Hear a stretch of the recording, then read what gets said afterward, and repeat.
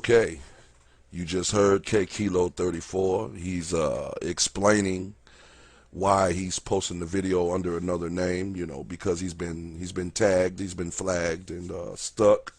And I can completely relate to that because since I started dealing with him, I'm in the same boat. Hmm, interesting, isn't it? But what caught my attention was that he claimed that my people here, black people in this country, are, I quote, helplessly oppressed. And he claims that we're claiming that. Now that's something, isn't it? But there's something that's missing there. You know, I figured that since he said that either he is working a serious manipulation game, or he has no knowledge of the true history in this country. And I'm inclined to go with the latter because he seems to sound pretty sincere. He's uh he's convinced that we are claiming oppression and it's not happening. He doesn't see it. He doesn't see the white power structure. He doesn't see the origins of the white power structure, and he doesn't see how the white power structure has been solidified.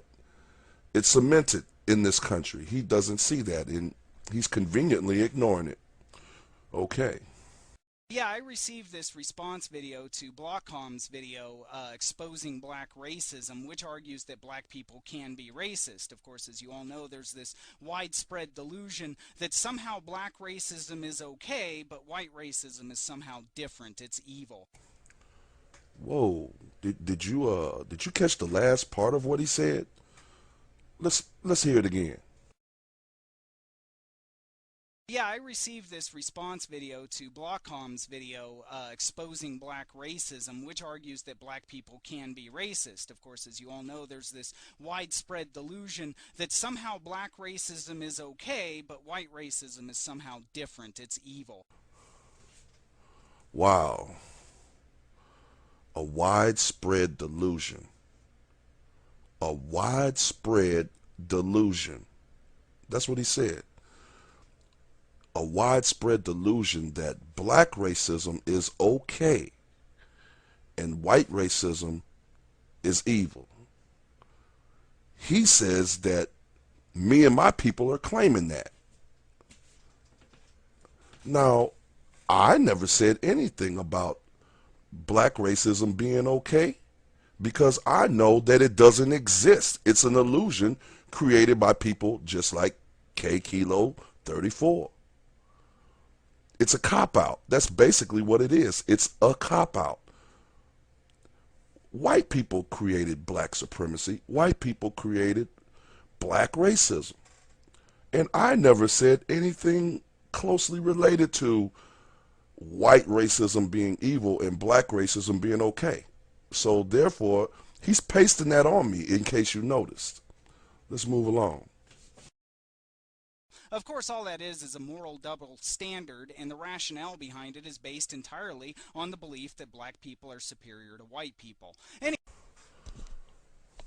Ooh, I'm going to have to be very, very careful with this guy. I mean, he jumped right out of the starting gates promoting a lie, and now he's adding some scenery to it. Did you catch that? What he said? Uh, a moral double standard with a rationality that black people are superior to white people. He says this is what black people are claiming. That black people are superior to white people. Well, if we look at it historically, who was here first? Now, that doesn't claim that we're better, it just claims that we were first. And I'm wondering, what does he know historically about white people, about white skin?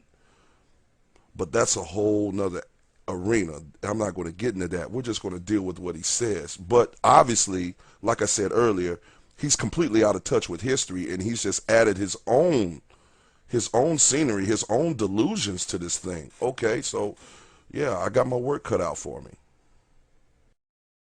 Anyway, I'm going to deconstruct this person's response video and demonstrate he's nothing more than a hateful black supremacist trying to disguise his hatred of the white race as a crusade for black empowerment and equality.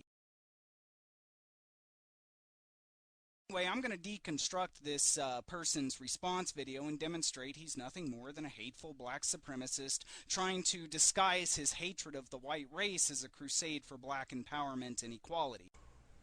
Whew. This guy is so animated, man. He really should be in Hollywood, really. Um, I caught the part. Matter of fact, I caught all of it.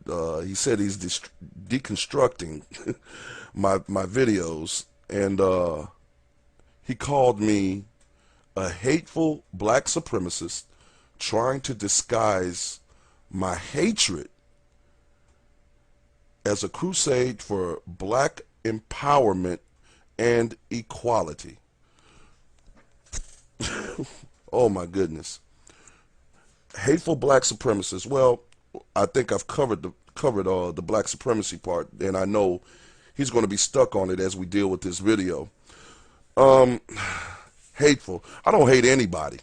And to be honest with you, there's only one race of people who have the whole concept of hatred mastered. I do mean mastered.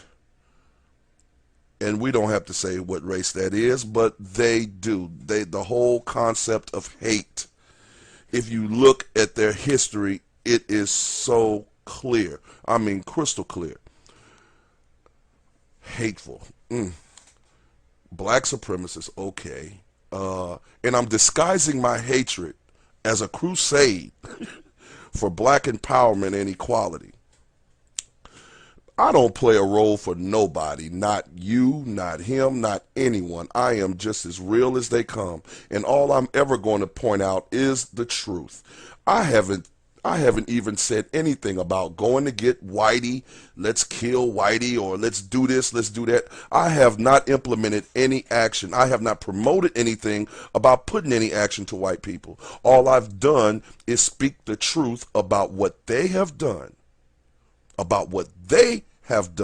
what they are doing, and I'm putting it all together and I'm presenting it. That's all I've done. But I'm a black supremacist. I'm hateful. I'm running a crusade for black empowerment and equality. Man, please. Black empowerment begins in the black community. You know, the black community that we've tried to build and rebuild over and over again, that white America has repeatedly burned down and repeatedly came up with new rules to break it up. In the late 60s, K Kilo 34, I'm talking to you now instead of everybody else. In the late 60s, the welfare system implemented some new rules. I'm wondering if you know what those rules were.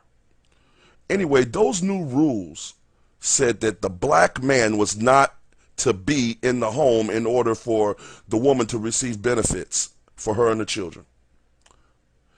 And they started making checks in the black home. This went on all through the 70s as well, from the late 60s all the way through the 70s. I remember it myself. But they did this, and if there was any trace of a man that had been in that house, or if a man was even there when they came to make a check, benefits were cut off instantly. So in other words, our government, our white-controlled government, made sure to keep the black home separated. Now, before this new rule was kicked in, before it was implemented, K Kilo 34, 82% of black households all throughout this country had a mother and father.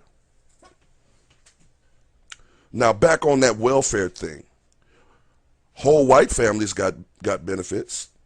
And, you know, despite what you've seen on television, the way that welfare is presented, you know, they're always putting black people, black images with welfare. There was always 10 white people on welfare to every one black person. But they put black people on the face of welfare whenever it was viewed on television. You need to know your history, man, and you're starting on a whirlwind of lies. But I'm going to see this through. And on that note, I'm going to shut it down, and we're going to pick this up at with part 5. Alrighty. Because if you know the history of the whole concept of whiteness, if you know the history of the whole concept of the white race, where it came from and for what reason, you know that it was a trick and it's worked brilliantly. Because if you know the history of the whole concept of whiteness, if you know the history of the whole concept of the white race, where it came from and for what reason, you know that it was a